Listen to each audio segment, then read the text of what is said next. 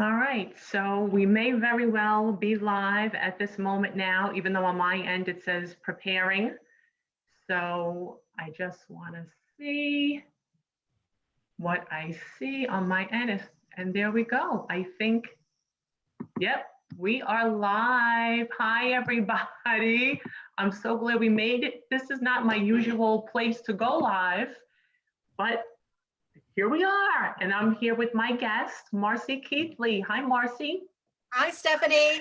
I'm so sorry about what happened today. There was a technical difficulty, so thank goodness I was able to relocate and go to my other page. Absolutely. But now I just hope everybody could find us. So I just want to share this Sure. on my phone for a sec. That way everybody could see it. I'm going to share it to Twitter, because earlier I posted today that we were going to be on at 12 noon. And unfortunately, it did not work out that way. So, okay, and one more. And we are good. Okay, Marcie, perfect, thank you.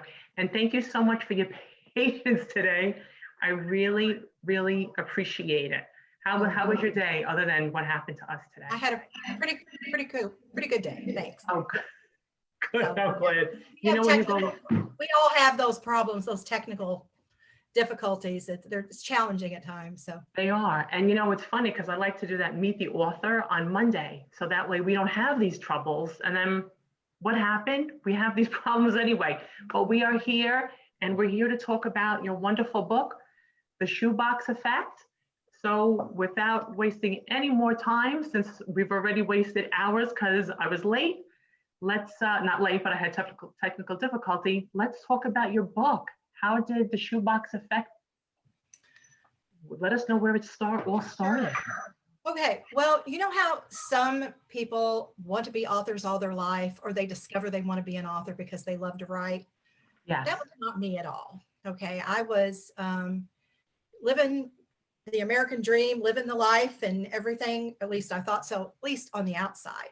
And I had a moment in my closet and the universe shifted. And that moment in my closet was so profound, and the events that led after that, that I just had to write a book about it. So. And what exactly happened in your closet? Well, as I shared with you, I was, the year was 2008. It was 2007. 2007, I was a bank manager and a financial advisor. And I was, like I said, living the dream, and had the perfect house and the perfect car, and the perfect dog. I had a golden retriever named Dreyfus. But on the outside, I appeared to be having everything all together, but inside I was really living a lie, because I had some unresolved issues in my past that I just hadn't dealt with. So, you know, the universe, like I said, the universe kind of shifted. I came home, and I was actually, I should back up. I was at a crossroads in my life. I needed to end my marriage of 17 years. I needed to put my dog down, who was dying of cancer. That's never easy. Never easy. I needed to sign those divorce papers, and we had been separated, and I was living, and I'd already purchased another home, but I just couldn't finalize anything because I had learned how to conceal things and be in denial. And that's how I survived all these years of pain from what happened. So I come home, Stefanie, and I couldn't find my dog. And I'm looking through the house, and the only room he wasn't allowed in was my bedroom. And I end up finding him in my bedroom, where he had burrowed himself in. And I interpreted that as he was looking for a place to die. It was just like, it was time. And he knew that. And I went, that's how the book starts, is I go into the closet, and I find Dreyfus, and I'm on the floor of the closet, basically holding my dying dog, going, I know I need to make all these decisions. I know I need to put my buddy down. I know I need to sign the divorce papers, but God help me, I just didn't have the strength. And I looked and all my boxes of shoes were just all over the place. And there was one box that was just laying there on its side. And it was a box that I had made in 1978. When I walked away from the hospital with no baby. Wow. I had placed my daughter for adoption. Yeah. And it's when I have read the book. It is a good book. It's a very good book. It's sad, but it's a very good book. And at times life is sad. But I couldn't help but wonder, Dreyfus, your dog, who went to the closet and knocked the shoe boxes around. You know how they say dogs, we're connected to our dogs and our dogs have connections with us. I couldn't help but think and feel that Dreyfus was trying to send you a message or something before he passed on, right? To maybe help you get some closure with something, or right? That's how I felt where your book began. And even though your book didn't begin in the beginning, it did actually begin in the beginning, because that's when everything started to come into play, right? So exactly. what was your next move, or what was your next thought? Well, after I cried my eyes out holding my dog and thinking about what I needed to do, I realized that this, the universe had come together for me and said, hey, you need to deal with this. I mean, it's real and it needs to happen. And I took the shoebox out, and I actually still didn't have the courage to open it. Now, can you imagine that? Can you imagine being so terrified of what's inside a little cardboard box, being 52 years old, and you're scared to take the lid off of it because you don't know what's the pain that's going to come out of that? Yes, I know. It's crazy. It's just a shoebox, but it holds so much. So it took me a couple of days. I brought it out and put it in my home office, but a couple of days later, I finally get the courage to open it up. But I do put my dog down. Spoiler alert, but I do end up having to put my dog down, and that gives me the courage to open that lid. And I do that one evening, and there was no monster inside. There was no hair flying in the wind, a demon coming out. There was no drama. There was nothing. It was just to sit back and remember those years and go back to the time when I was a young girl and I was searching for my face and that innocence that I had back then, and try to go back to that moment and relive it. And it was then that I realized that I had to find my baby that was lost to adoption. And in my mind, right or wrong, I felt the only way to do that was to find him first. And him being? He was the first love of my life and the father of my child. Wow. So that's how that started. And of course, I do find him, and I find him pretty quickly. And I won't say enough about how that. And then, yeah, I know you can't. You have to read about it. It's pretty interesting. You can't give too much away. Go ahead, because the story is very interesting and needs to be read. But what happens is, over a decade, of course, there's no spoiler alert here. I mean, I do find my daughter. I find my daughter, and we are reunited. But then, and I find out that she was actually sold by my doctor to a couple he went to college with. And back then, doctors had that power, that overreach. It didn't seem to be as it would today be something overreach, although it still takes place today. And she had a horrible adoption. I'm so sorry. And back then, in the 70s and prior, everything was a secret. Everything, right? There was a stigma.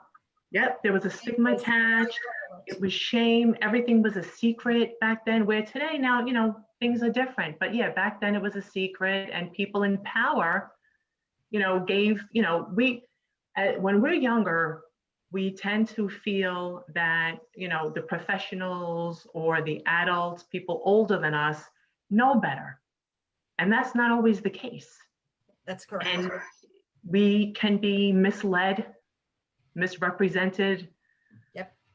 because we believe and we trust. So how are we really supposed to know any better until we get older and then we say, hey, something, something just didn't feel right. And even then, even though you were getting the advice and you really weren't, you had your questions. I remember reading in the story, you seemed to be like a little unsure if what you're doing was right, but you weren't getting the compassion and you weren't getting, what you needed to, you were just getting, no, just, you can't see your baby or you can't, very cold, very cold. And that's not good either. That's no sympathy, no compassion. That alone is very sad. So, and you're all alone. Yes, and there's something about we always talk about grief and how, if myself and another one go into a hospital and we each have a baby and one goes home with a baby and one doesn't, the one that goes home, she has, if she loses her baby, she has support. Right. There's a funeral, there's family, there's friends, there's that ongoing support. And in adoption, it's just nobody talked back then. Nobody shared any information. And it was, just pick up with your life and just pretend this didn't happen. And you can have other children. And that would be, that's the end of it. But so you're alone in your grief and you can't process it and you're young. So that was my way, which you find out in the book, how I come up with the shoebox to begin with. I was trying to self-medicate. I was trying to figure out a way how I was going to go back to my life the next day, because nobody around me would talk about my what loss. Happened. Yeah. You had no one. Franchised grief, it's just not acknowledged. Right. You had no one to talk to. You had no one to vent. You had no one to share your feelings with. It's more or less just forgotten. And it's something that, that we have to live with when it happens for the rest of our lives and always wonder. So did you find yourself always wondering where your daughter was or who she was with?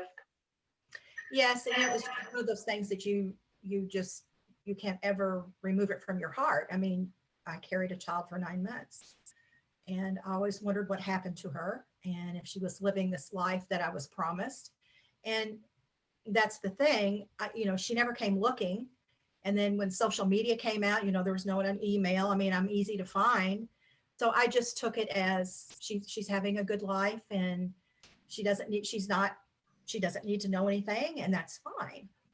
And I had disclosed a lot of the medical history because I did have some medical problems. I was having seizures when I was young. So I put that in the email thinking, okay.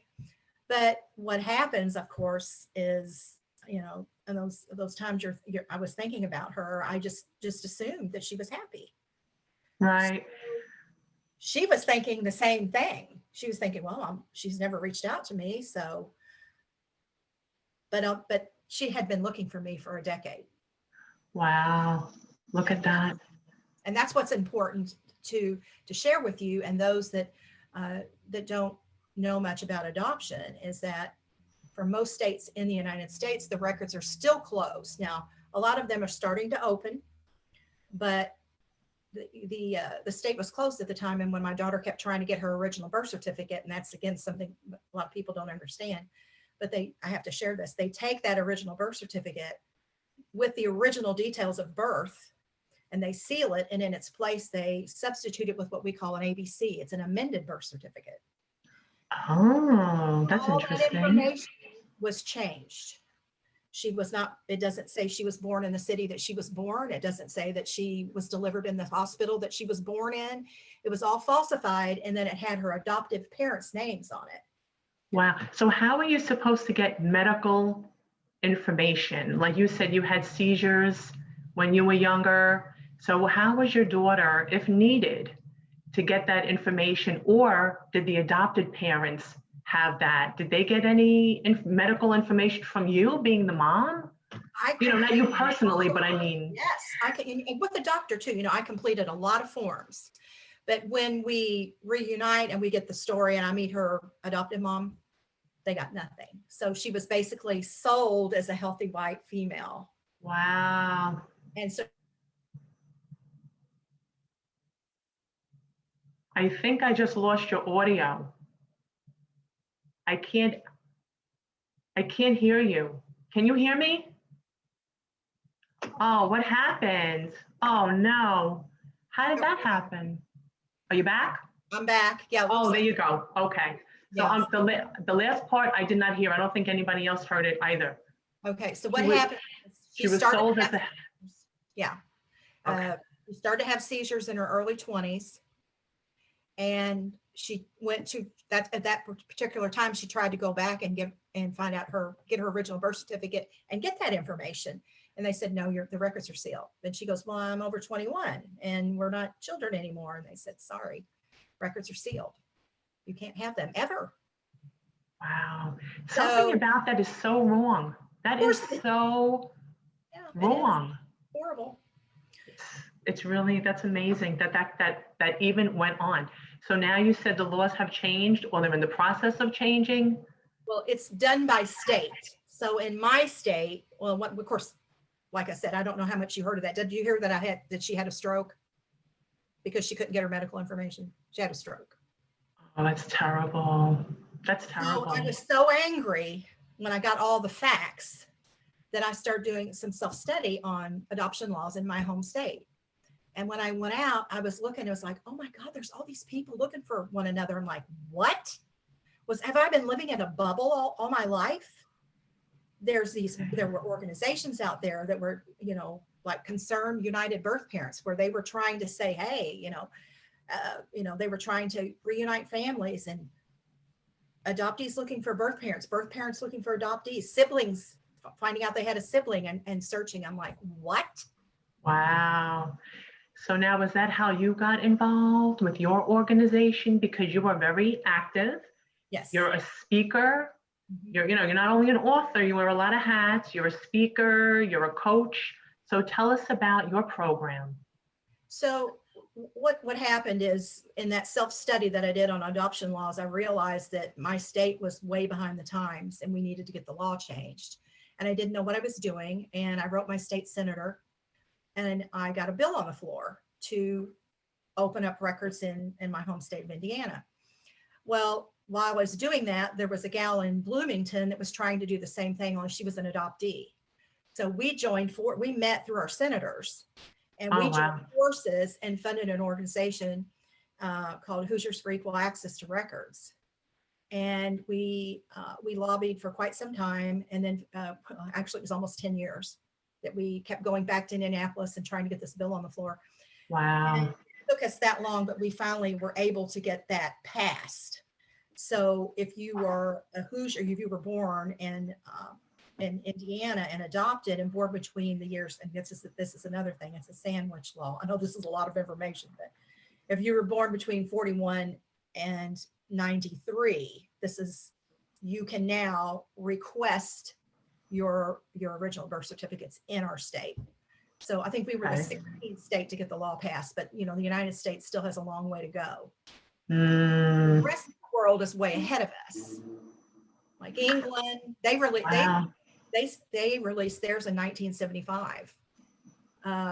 Wow. Oh my gosh. This is our country is way behind the rest of the world when it comes to adoption. We do it completely different. So yeah.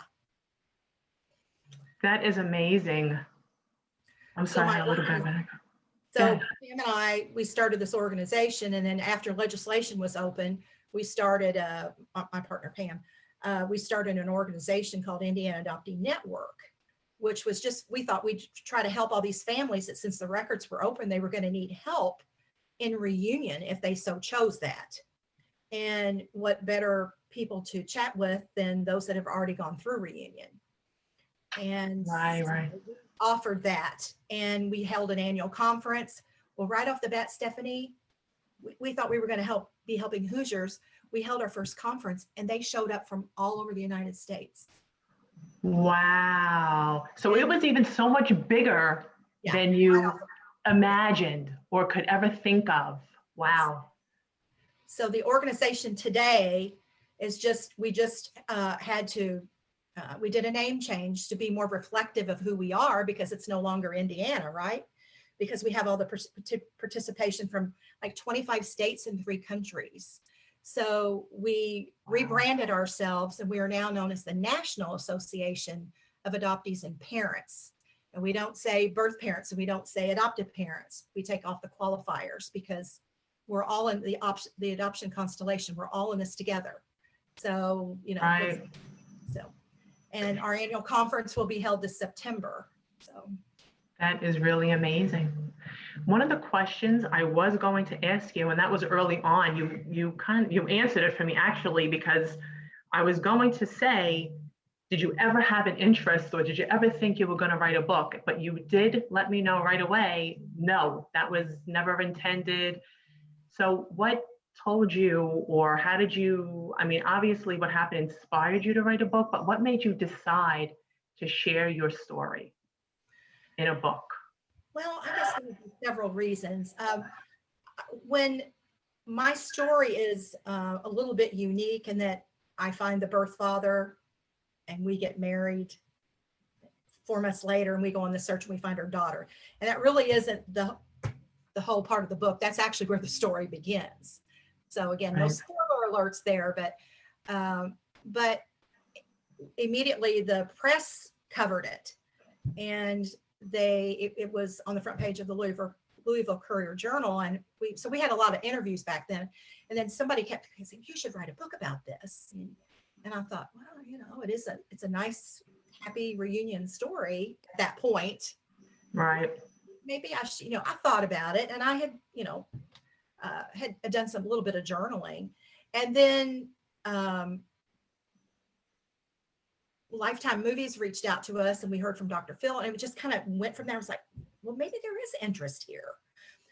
But the main thing I would say is I really wanted people to understand adoption, the realities of adoption, and that, yes, I mean, if it's truth and transparency, it's for the right reasons, and it's ethical, adoption can be a beautiful thing. Right.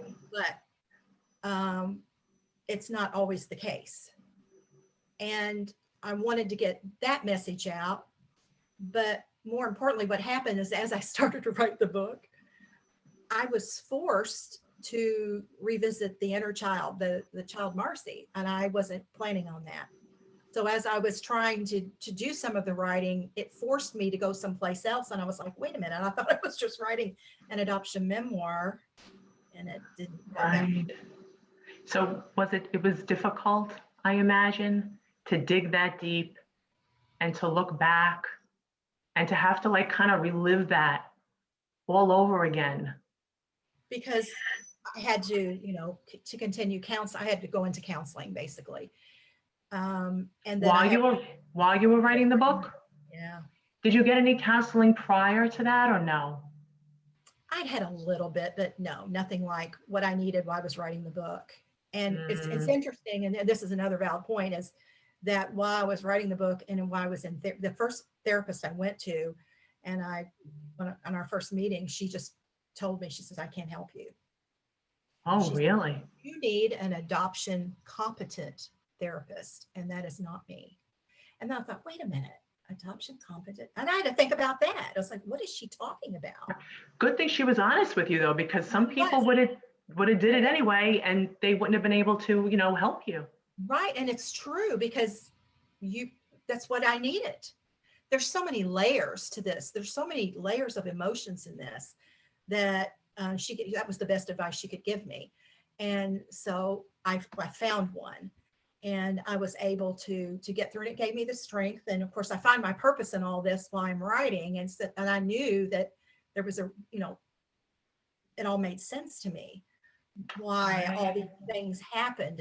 And some of them are not very pleasant at all. And they're, I found some additional pain. Because it's not a Hallmark story, but I found my purpose, and I found hope, and now I give back to the community, and I can be with other mothers, and I can be with adoptees who maybe have been rejected by a birth parent that don't understand. Right. I found this tribe, and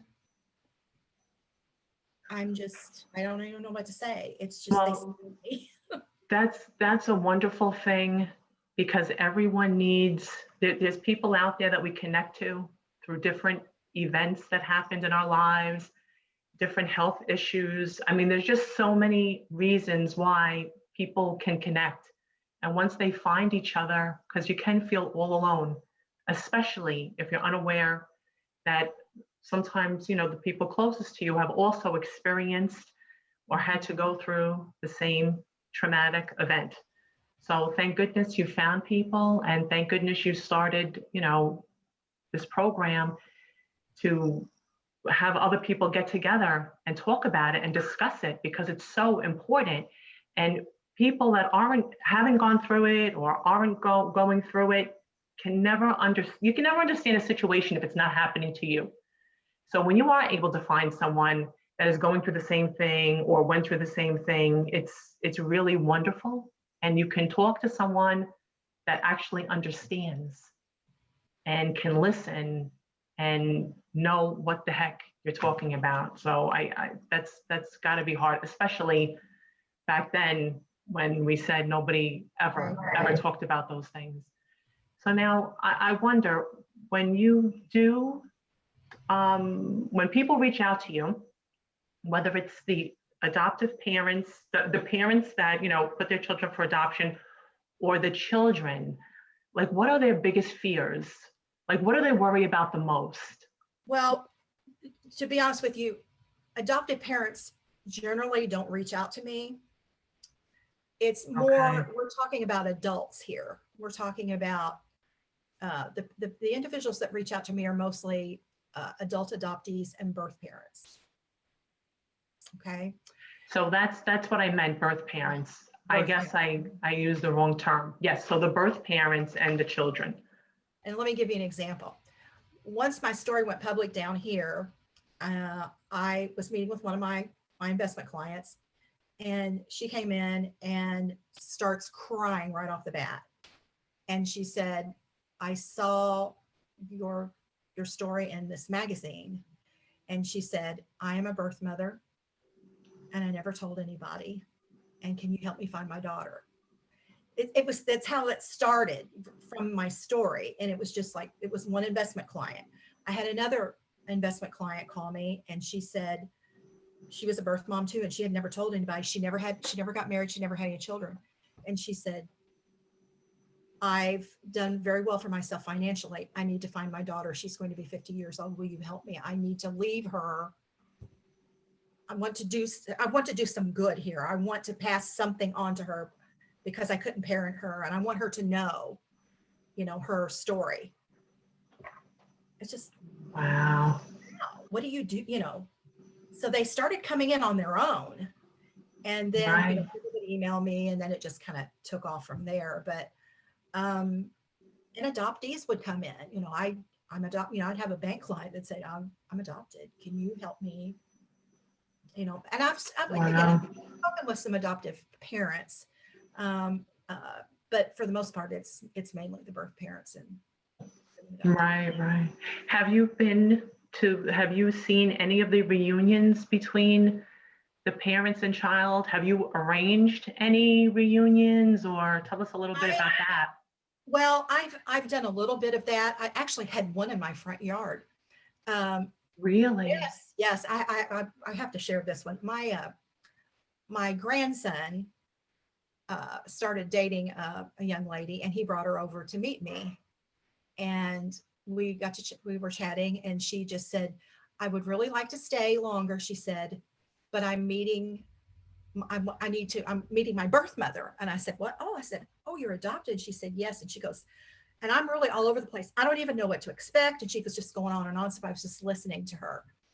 And so I told her a little bit about my story and how I could help her. So she calls the birth mother, and the birth mother came over, and they saw each other for the first time in my driveway.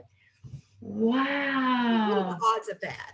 That's what I was just, I think that's amazing. Like, the energy somehow, you know what I mean? They say we attract, what we attract. I believe that. I truly believe that. I believe that too. And like you said, what is the chances of that happening? Oh my gosh. So she met her birth mother? Yeah. At your home my home. for the first time. Yeah. Wow, that's amazing. What a reunion. Oh, Yeah. wow. That's something that I imagine you would never forget, And then right? we had a conference, our conference in Indianapolis that we have every year. We had sisters meet for the first time, and at our conference, and we Wow. celebrated.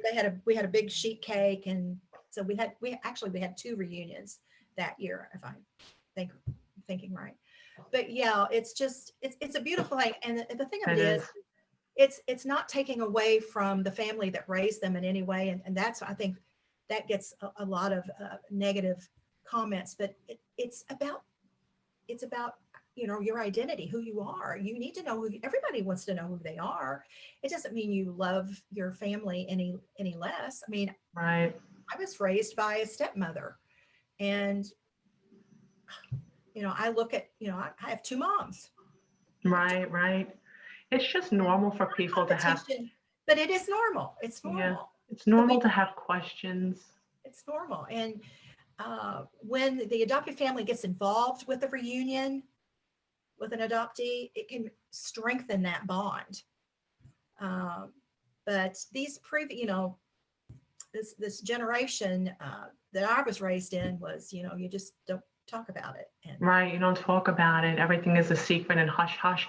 But I imagine it takes a lot of pressure off the child, which can be an adult.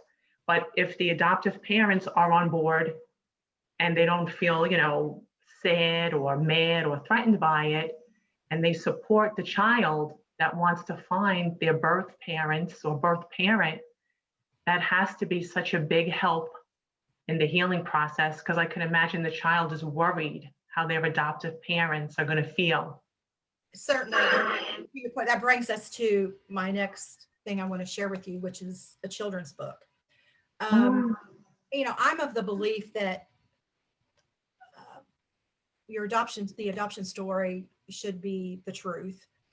But, and a lot of these adoptions today most of them, I think it's like, there's the larger percentage are open adoptions, which means that the birth mother or parents are involved in some way, whether it's some get visits, some just get mm. pictures. I mean, it's whatever they set up, but they're open today. They're not. Yeah, I've heard that. Yeah.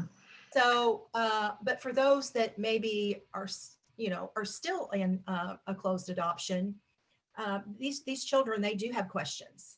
They have a lot of questions. And when you're a young child, you can't verbalize how you're feeling. The separation of mother and child, I mean, though they can't recall that separation, it is felt in their body. It is a Mm, trauma. It is a form of a trauma. And so they can act out in different ways, or they can be angry, or they can be sad on their birthday, but they don't know how to say things because they're young. So right. my partner and I, who is an adult adoptee, we wrote this book called Frankie and Friends Talk Adoption. It's a very, very simple book, but it's based on this funny little guy that we made up. So it's not a person. So the littlest adoptee can kind of relate to Frankie because he's cute and he's fun. And Yeah. Frankie wants to be your friend because he heard you're adopted and you got a lot of questions. Oh, yes, I could imagine. Children have a lot of questions. And Oh, he that's great. validates, yeah, what he does is he validates that it's okay. You can ask your parents anything. You have a lot of questions about the day you were born. Do you ever look in a mirror? There's a picture of Frankie looking in the mirror and wonder who you look like. That's okay. That's okay. And if you get sad on your birthday, this is a big one with adult adoptees. They'll tell you that they got sad on their birthday. And when they were younger, they just didn't quite understand why. Well, because there was an event that took place on that day when a mother was separated from her child. And as the adoptee grew older, that those of course those feelings changed. But Frankie just helps. It's this book is written so the adoptive parents can do is a conversation starter. Yes. A child to say, you can ask me anything. It's okay. And if you can't say how you feel, you want a Frankie talk, just say you want to have a Frankie talk. And that Yeah. starts that conversation. So the littlest adoptee will feel safe and secure. And but there's some tough questions. But that is the Right. reality. And the adoptive parent can, they can paint that in, or I should say, deliver that in a way that's safe and healthy.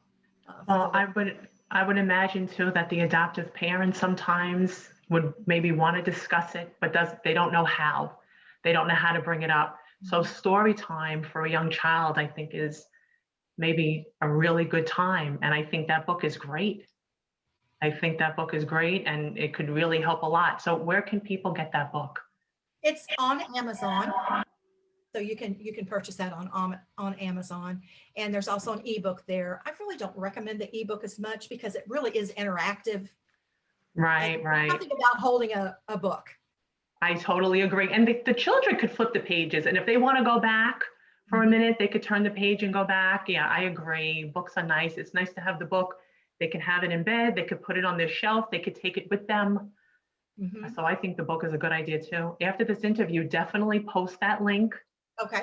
Where that book can be purchased. And also, getting back to the Shoebox Effect, I noticed in your book, after most of the chapters, there were the Shoebox Sherpa's points to ponder. So you're named the Shoebox Sherpa, correct? Yeah, somebody You know named that and it kind of stuck. So yeah, I'm the Shoebox Sherpa. I like I said earlier, in getting back to the writing in the book, I initially had written this as an adoption memoir, but when it went into editing, and my coach, we discussed this, and she said, "Oh my gosh, Marcie, you have a strong adoption theme in the book.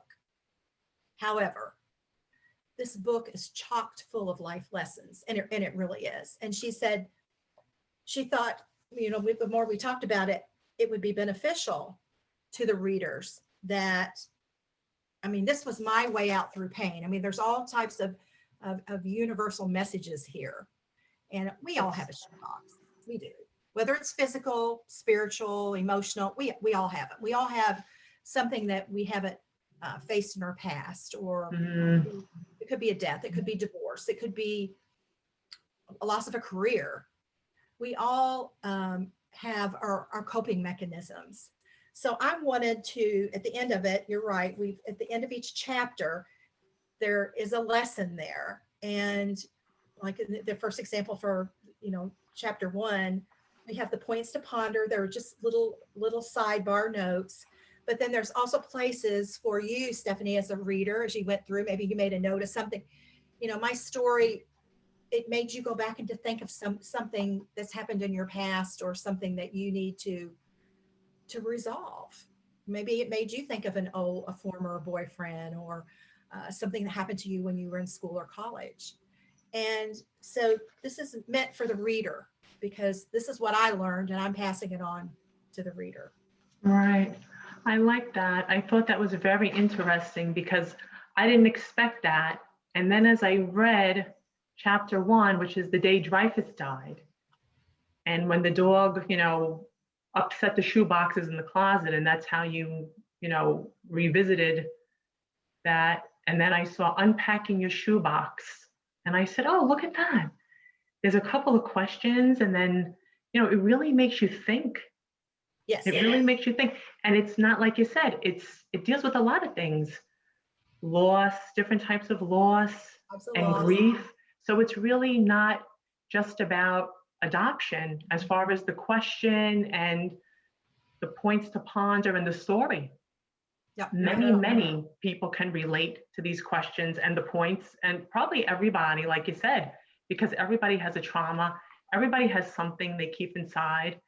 And sometimes it's hard, hard to let it out, but it is good to, think about it and know that you're not alone, because everyone has stuff to deal with, and everyone does have a shoebox, whether it's physical or mental, emotional. We all have a shoebox. I remember my parents, as a matter of fact, had a shoebox. Because back then, now you could keep things in, I guess, different places. People have file cabinets. There's just so many different places to keep things. You scan them, you keep them on the computer. But back then, I guess everybody had a shoebox, and my parents had a shoebox. And that's where they kept all their important papers and, some of their secrets too.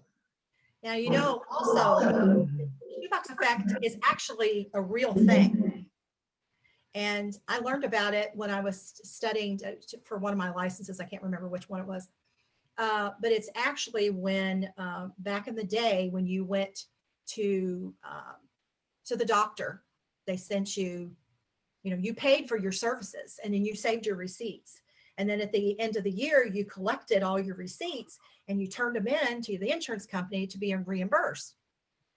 A lot of people didn't do that, and they kept sticking their receipts in a shoebox or another container. All right. And then they would forget at the end of the year to submit them. And the insurance companies made millions of dollars just because people just never filed their claims. And that gave me the thought about my shoebox. And I thought, well, I use that analogy because that's what we do. We all have a shoebox. And like I said, it could be emotional, physical, spiritual, whatever, where we put happy occasion, maybe pictures or tickets from a date when you were a teenager that an event you want to remember. But those painful things, what do we do with those? We want to put the lid on it, tie it up, throw it in the closet. Yeah, bury them Top shelf till we never have to deal with it again. That's what we do as humans. Only in this case, I actually physically did have a shoebox, but I had drug it around all these years. I couldn't get rid of it, but I wasn't doing anything with it because to me, I had housed the demon. I had housed my pain. If I could physically just put it somewhere, I thought I'd be okay. And I was. Right. So now, what exactly, I don't think we talked about what was in that shoebox. Did we? No, we didn't. It is, what's inside were a couple of pictures. There was the book, The Prophet, that was given to me when I was by an orderly in the hospital. It was a pressed rose that I don't want to go into, you got to read the book to find that out. Okay. And what I did is on the day that I came home from the hospital with no baby, and the family is sitting around and they're planning Thanksgiving and everybody's talking and chatting. And I'm like nothing happened. Nothing happened. And I thought to myself, I remember getting up and running to my room and crying and going, how am I going to get up the next day and deal with my life? And, I gave my baby to strangers. Who does that? And I was already shaming myself right off the bat, nobody. Right. Because that's what we do. We automatically, that's what we do. So I got this brilliant idea that if I could just find a place to put it all, what I had, because I'd written a poem to my daughter. So I thought, well, if I could just find some place to park my pain. So I found a shoebox in my closet. I dumped my tennis shoes on the floor. I threw these things inside the box, the poem I put inside the box. I got my maternity top and I ripped a piece of it off and I put it in there and I tied it up and I threw it in my closet and threw a bunch of sweaters on top of it. Wow. Did anyone ever ask you, the neighbors and people, I guess, saw that you were expecting a child? Did anyone ever ask about it? Yes. There were a few. Yes. Yeah. See, I was in a very small town at the time and in love with the town playboy. So it was pretty obvious because we had dated for a while. It was pretty obvious what was going on. So yes, to answer your question, yes. Okay. So now you have a show on, is it Fridays? Yeah, my organization, yes, sponsors a free virtual call every Friday evening at 7 p.m. Eastern Standard Time. And I'm the host of the show. And we have adoptees, we have birth parents, we have professionals, trauma specialists, we have authors, we have playwrights, anything having to do with the adoption constellation in any way, shape, or form, we have on. And we've been doing this ever since COVID, because when our conference got canceled, we wanted to keep our tribe together. Right. And I was just talking to the fellow board members, and I said, well, members, why don't we do something about getting everybody together? Maybe we could just do a Zoom call, just something. And it started out with like 25 people. And now we've got this, this amazing audience, and we've got like 9 countries. I mean, we have regular adoptees and parents from Australia, from Wow. England. We have Canada, South America, Korea, Germany.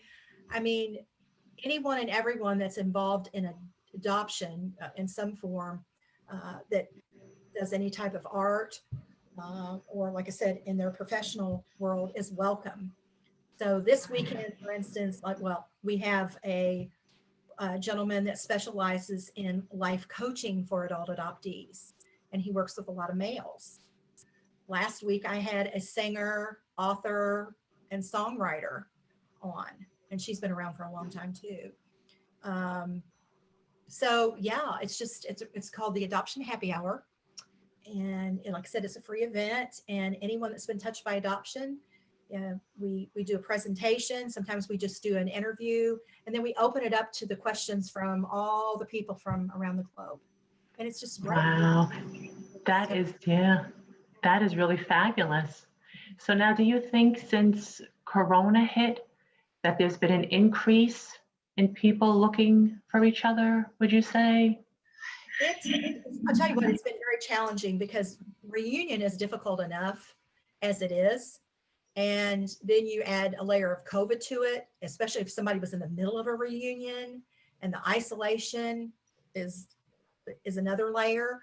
So it was tough. And so what we did is we had an adoption competent therapist on to reach out to families right off the bat because of COVID, and where they were to help them.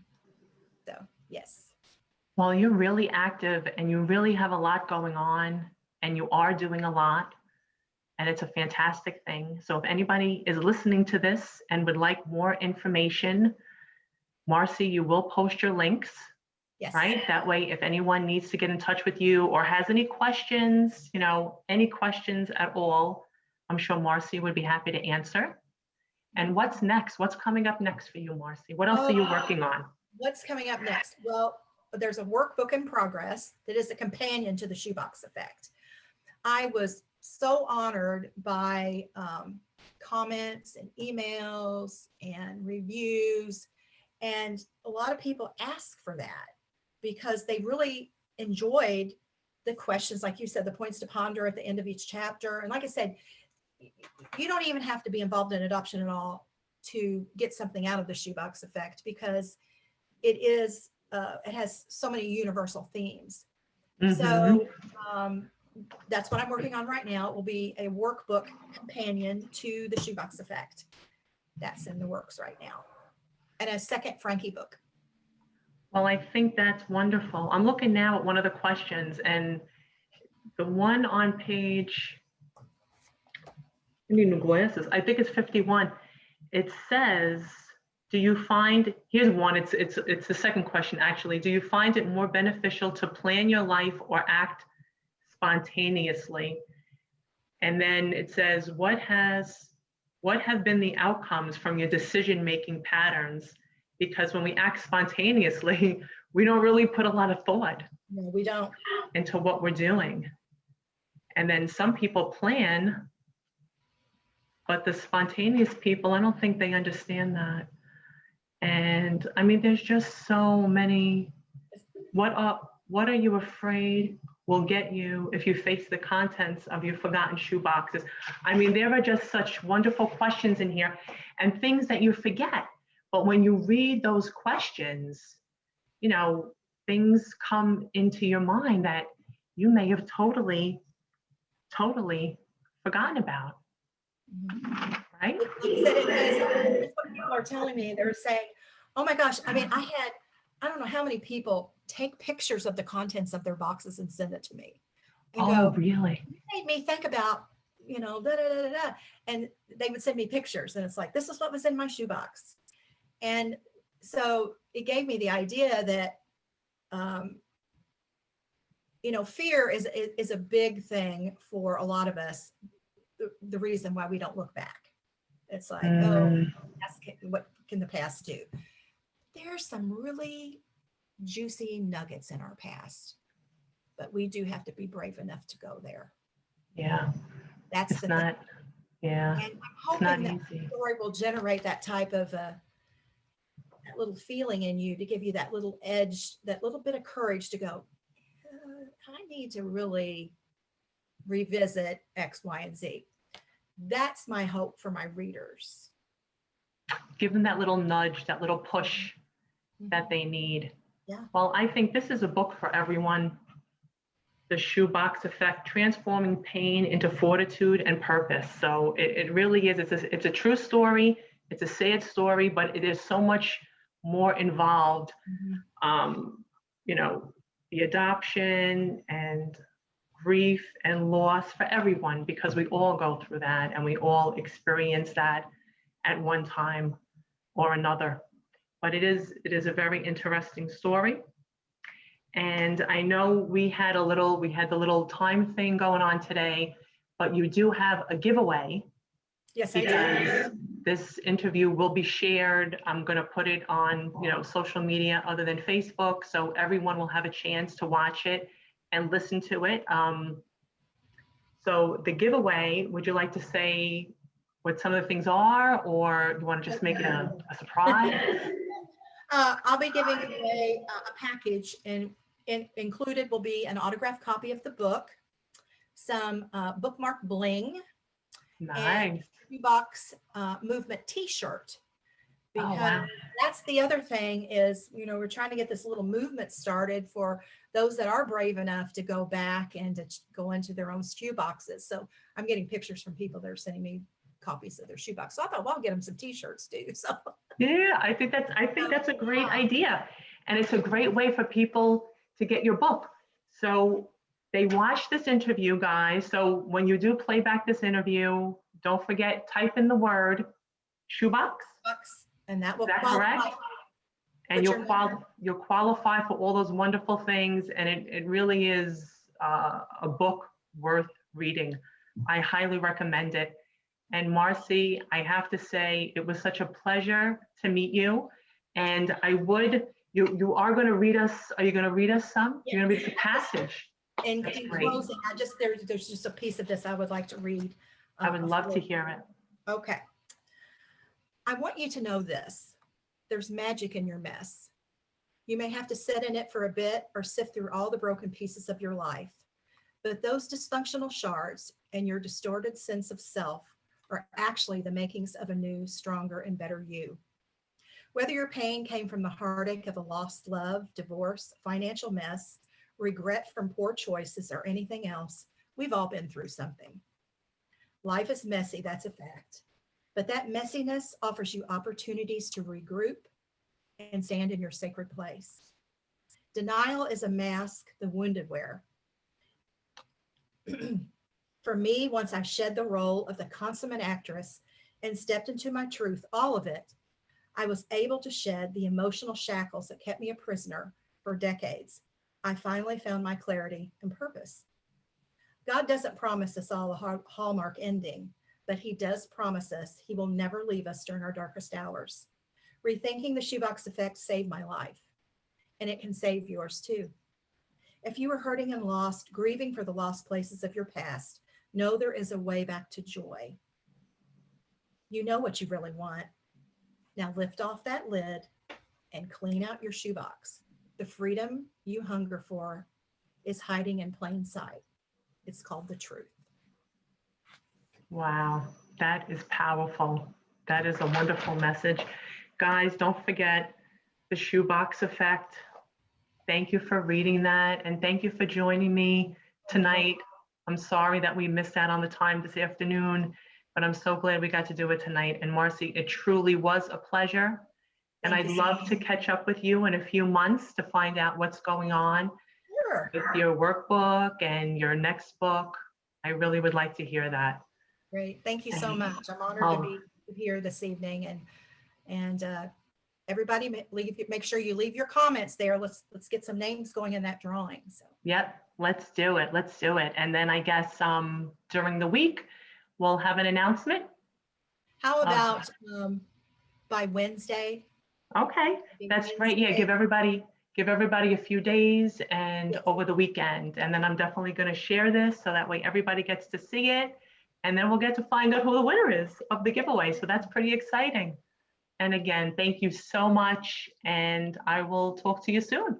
Okay, great. Thanks, Stefanie. Thank you, everybody. Thank you, Marcie. Thanks, everybody. Have a great night. Thank you. Bye.